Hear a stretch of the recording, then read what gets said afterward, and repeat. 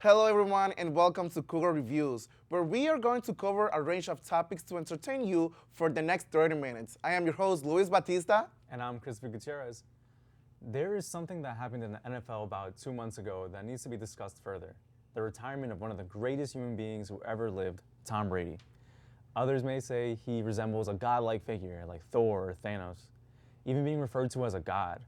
But that doesn't make Brady prone to mistakes and embarrassment. Yes, the man who seems to have everything did in fact cause headlines during his playing career. This man, who played 21 seasons in the NFL, he won 7 championships, and he has a very statistical record for a quarterback who ever played the game of football in the NFL. He just led his new team into the Tampa Bay Buccaneers to the Super Bowl only a year ago. But Brady has decided to call it quits.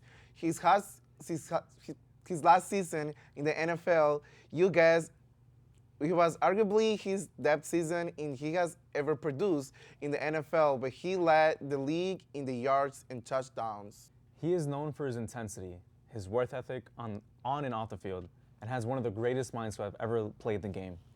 But when we think about all of his greatness, do we ever think about the bad moments? The moments that could make such a star, such as Brady, seem like such a bad guy? The moments that people may forget, the embarrassing ones? Yes, Brady has had plenty of embarrassing moments. Recent moment that the way he have said is Tom Brady was a night will be the celebration of the water for the Tampa Bay Super Bowl parade. This was the most recent, and he last succeed in the NFL. So he went without a care in the world that he was celebrating that day. He claims during the bowl that the celebration that he was on, too many avocado tequilas, Brady videotape during the parade, looking very intoxicated, stumbling and fumbling around.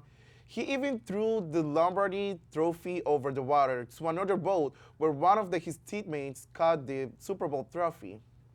Of course, how can we forget Deflategate? This could have been the most controversial thing that has happened during Brady's career. This began after the 2015 AFC Championship game, where the Patriots and Brady himself were accused of deflating footballs. This then led to Brady being suspended for the first 4 games of the next season.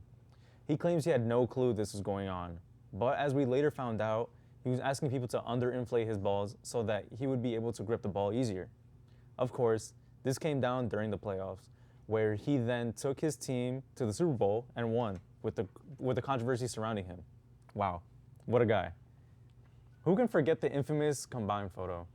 Brady was a 6th-round pick during the 2000 draft. He was the 199th pick, and maybe from his physical physique, you can understand why he may have been overlooked. This photo was the epitome of what the young kids now call a dad bod. A man of great talents didn't have the physical frame. But who needs to look good when they play the game so well, am I right? Otto is one of the greatest athletes of all the time, but is there anything else that he has on his resume? Well, yes, he was a guest star in the show Entourage back in 2009. There is a nice little jab from actor Jerry Ferrara, who plays the character Toto when he was Brady are on the golf course together. He tells Brady that the many of the brothers were actually in the line to play the role that Brady was portraying. This was a knock to Brady because it was Eli Manning who was good enough to beat Brady twice in their Super Bowl meetings. Brady still dreams about these moments late at night. Lastly, how can we forget his true love, not his wife or kids, but his love for the avocado ice cream? Yes, when Brady tells people he is going to enjoy a snack of some junk food, isn't that classic cookie chips or cake? No, it's what everyone eats nowadays, right? Avocado ice cream. We are going to take a break before we went to our next segment, but first, here's a quick public service announcement.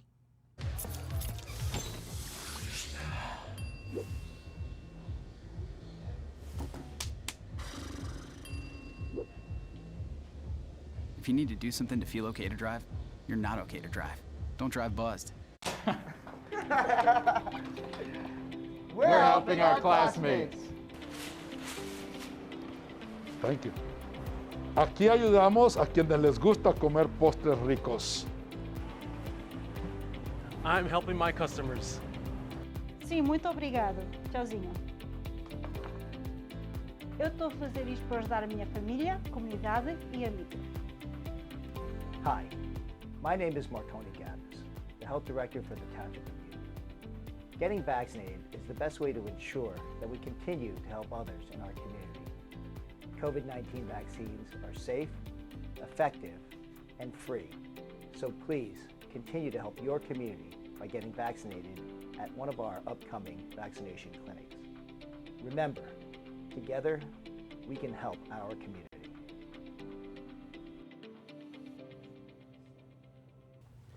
And we are back here on Cougar Reviews.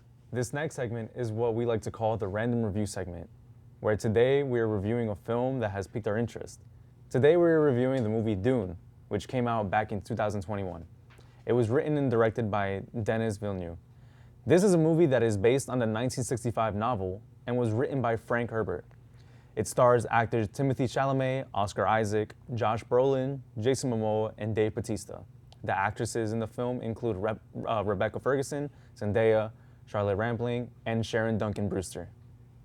It is said that in the future, following Paul Atreides and his family, who are the noble house of Atreides, they were thrust into a war against the deadly planet Arrakis. Arrakis is a very harsh desert planet, which is the only location for spice. Spice is a valuable substance that helps individuals explain their consequences, and it is critical for the interstellar travel. What truly makes this movie spectacular is the scenery and shots taken throughout the film. The majority of the film is filmed in Jordan, Norway, Budapest, and the UAE. Villeneuve didn't really rely heavily on special effects for the film. Even though it is based 20,000 years in the future, he wanted his team to create the world through an actual physical landscape. Without those four places, there is no Dune. Other architectural styles of help influence the look of the planet Arrakis. These include Egyptian and Aztec pyramids, Mesopotamian ziggurat, World War II bunkers, Brazilian architecture, and infused a 1960 and 1970 Italian design.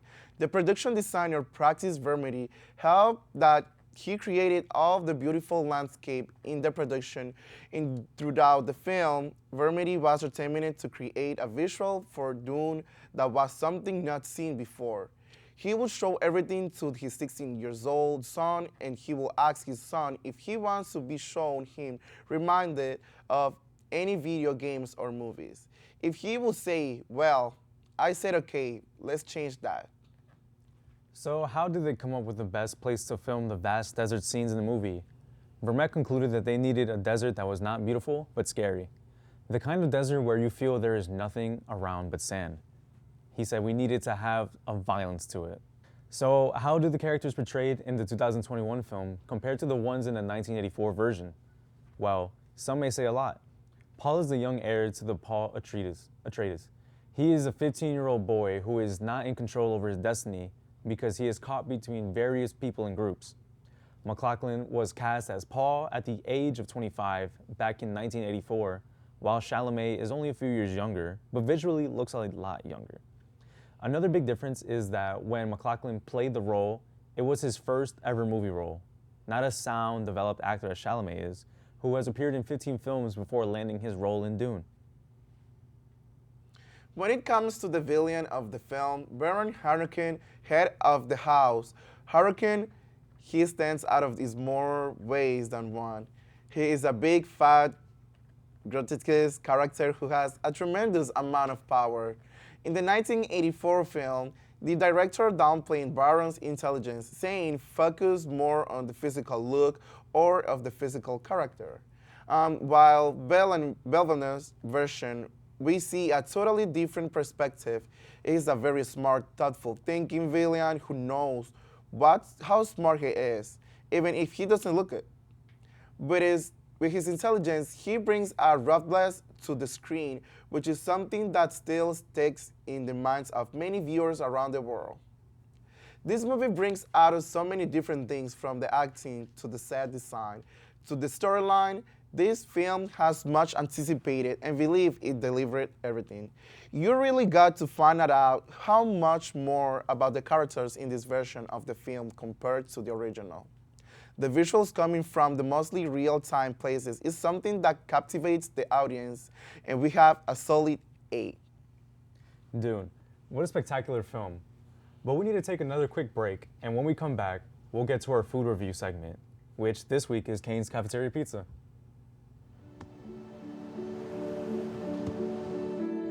I don't remember how it started. Go to that. Our back and forth. It always came back. Dad! You probably don't remember what you told me, That was perfect. but I heard every word.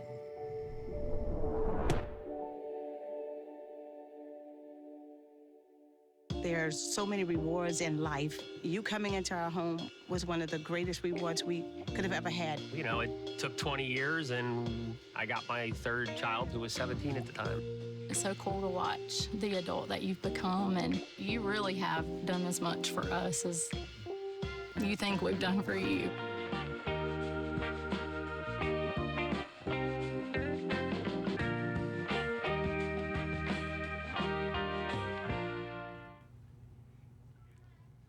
And we are back live here in Cougar Reviews. We get to our final segment here, which is our food review segment. This week we took a stroll down to the Martin Student Center and we purchased the long-anticipated cafeteria pizza. Yes, we want to find out how we would love to get the pizza and actually take a bite to see if it was any good. So how we end up getting our pizza? Well, first we had to park in one of the Cane's parking lots. When we looked into the car, and he took a nice stroll through the park and to the campus.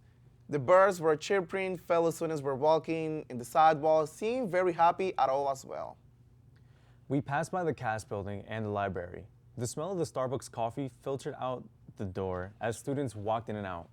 We then approached the Myron Student Center building.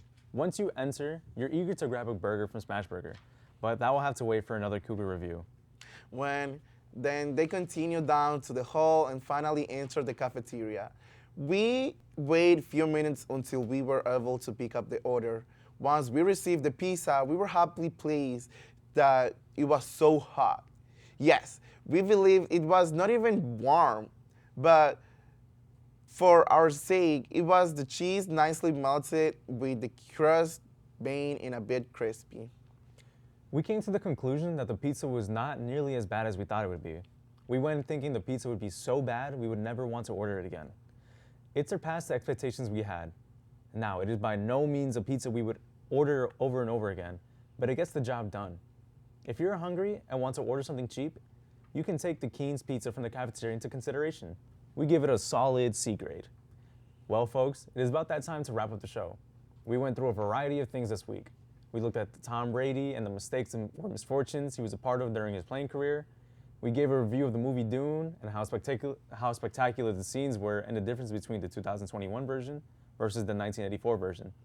We finished by giving our food review to Cane's Pizza in the cafeteria. Yes, it was a lot better than originally expected, but it was only a thing to try if you're really hungry and want to buy something that isn't so expensive. We want to thank everyone who tuned into today's episode. We could not have it done without the viewer support and our greatest university students. Come join to our next week for a new episode on Cougar Reviews. Signing off, I am your host, Luis Batista. And I'm Chris Gutierrez. Thank you for watching.